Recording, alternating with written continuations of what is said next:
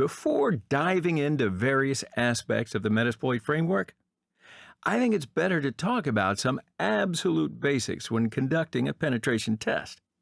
Actually, this is not a pure penetration testing course.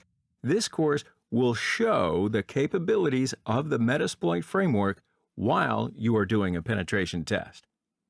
So that means I'm going to summarize the phases and the steps of a penetration test. So this section will cover more theoretical information. So for you beginners out there, this is a great point to start.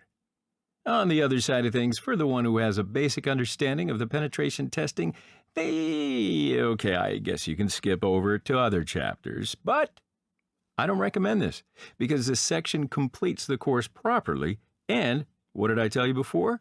I'm going to do things a little differently so you might get my unique take on it. I don't want to push you though, so do what you choose. So in this section, you're going to learn and understand what penetration testing is all about and where the Metasploit framework actually fits in, precisely. So in this short section, you have entered the world of penetration testing and one basic question immediately comes to mind. What is it?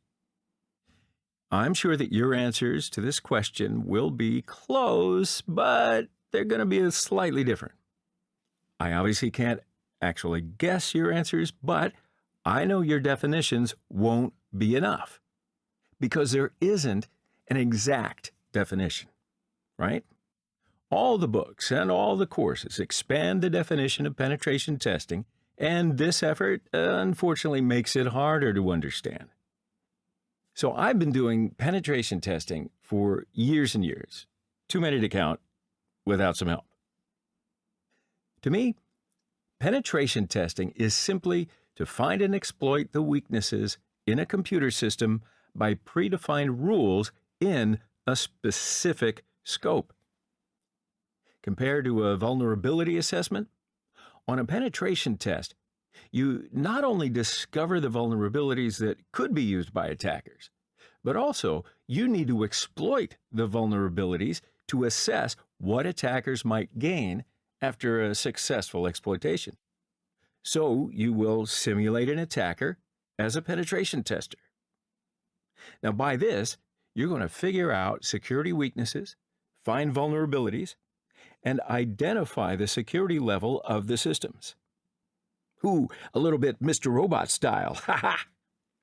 The important point here is to exploit the identified vulnerabilities by concerning the consistency of the target system.